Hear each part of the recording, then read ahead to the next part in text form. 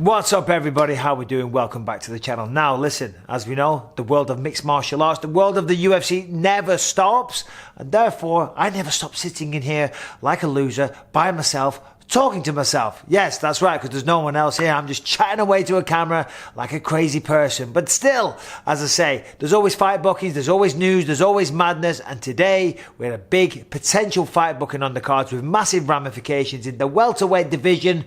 If you're a big-time UFC fan, you might have seen this already. But we're talking KHAMZAT Chimaev taking on none other than El Dorino, Gilbert Burns, okay? And I love it. I think this is a tremendous matchup, okay? As we know, KHAMZAT Chimaev burst onto the scene in 2020. Had two big wins on Fight Island. Then followed that up with a big win over Gerald Mirchar. Disappeared for a little bit because he got COVID. Actually thought he was going to retire. And then the ruler of Chechnya was like, no, you're not retiring. You get back in there. And I'm glad that he did, because then he came back against Li Jingliang in October. And he picked up the leech, had a chat with Dana White, threw him down, and then choked him out. And it was just an absolutely unforgettable display of dominance. And that's what he's shown every single time inside the octagon. KHAMZAT Chimaev is the real deal. Doesn't seem to have any weak areas. And I'm very excited to see where he's going to go. Now he needs to step up in competition. Of course, the leech. Everybody said, well, if you can beat Li Jingliang, he's the real deal. And he did. He made it look easy. And no disrespect to Li Jingliang. He's made it look easy against everybody. In fact, in 4 fights, he's only had or absorbed one significant strike. That is unbelievable. And even that one significant strike wasn't really a significant strike. It was John Phillips punching him as he was getting choked out. There you go. That's it. I mean, absolutely sensational. Not many people can say that. Now, he's calling out everybody. KHAMZAT's out there. He's putting his name out there. I mean, this man is really kind of one of the biggest rising stars in mixed martial arts. You know, I'm sure in 2020 he was made the debut of the year. He was the rising star, whatever, against Li Jingliang. That was in many people's best performances of the year. I mean, as I said, absolute dominance, and people want to see him fight again, right? And they're always looking forward to seeing who it's going to be. Well, here we go. Looks like it's going to be Gilbert Burns. But first, a message from our sponsor. All right, just real quick, I want to tell you about manscaped.com, or just Manscaped. Listen, if you're a guy and you've tried to groom the downstairs area, the below the waist grooming, the pubic hair is what I'm talking about. If you've used hair shavers, beard trimmers, whatever, and you've tried to use it downstairs, the reality is, I know for a fact you have nicked your balls, you have cut your pee-pee. Simple as that. And then you get in the shower and it stings and you're bleeding everywhere. With Manscaped, that is a thing of the past, because of their skin-safe technology, okay? And the 4.0 Manscaped, which is available right now, and I've got a great code for you. It is waterproof. There is a light on it. It's got a long battery. It's got a charging stand. I mean, you name it, they've got it all. But more importantly, you can trim downstairs. You can do your below-the-waist grooming without hurting yourself. So, go to manscaped.com. Use the code BISPING20. You're going to get 20% off and free shipping. Manscaped.com, BISPING20. Okay, let's get back into it. They were going back and forth on Instagram, right? Instagram Messenger, which is rather bizarre. In fact, KHAMZAT does spend a lot of time on social media. There was a video of him doing the rounds. He was doing a live with Darren Till. They were going back and forth. He pulls out a flick knife on Darren Till. So KHAMZAT definitely a guy that you don't want to mess with. But still, Gilbert Burns, one of the best in the world as well. They're going back and forth on social media. Gilbert Burns threw out a date in May. KHAMZAT said, yeah, let's do it. Then Gilbert Burns came back and said, what about April 9th?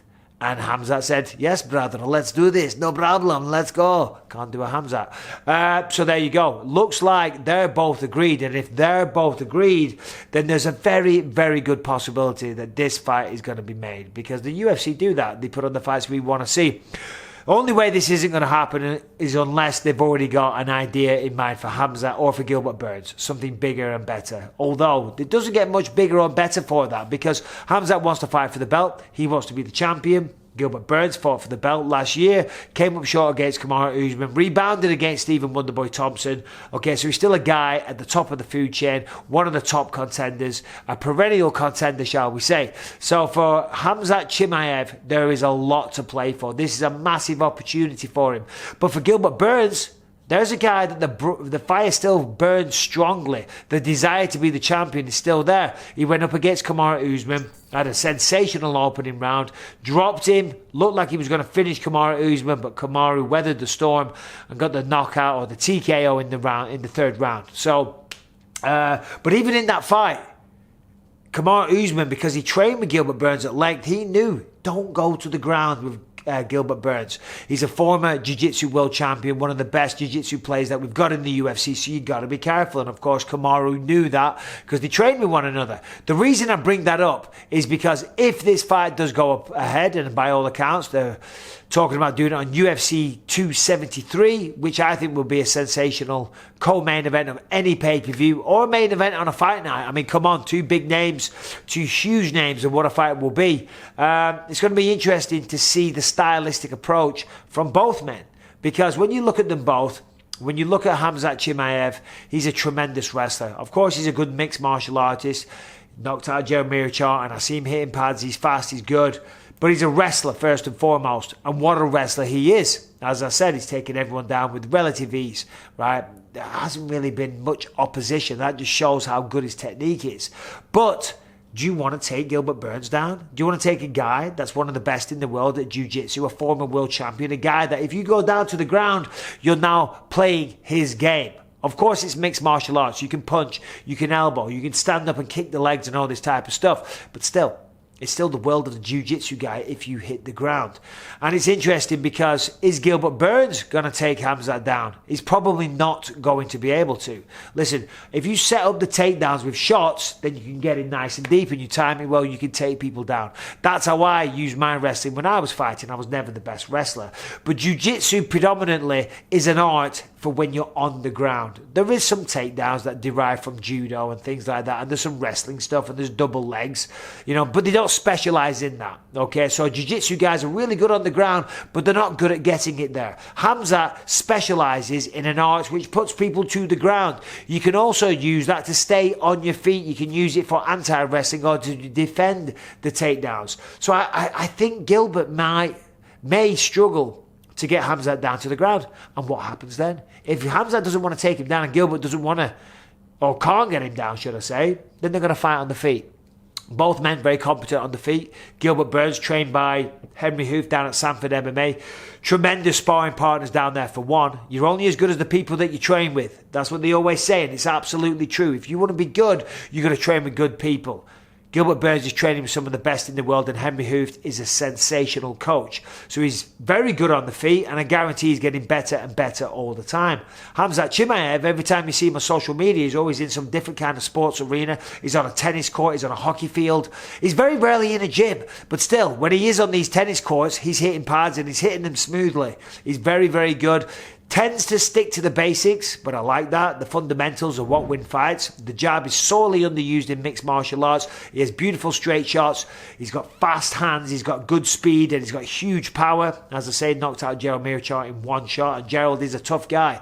On the feet also, KHAMZAT is the taller guy. He's got the longer reach. He's the bigger guy generally. So they're attributes that you want to have on your side if it's going to be a striking affair. But listen, I mean, I'm talking here like the fight's a done deal. It's not a done deal yet.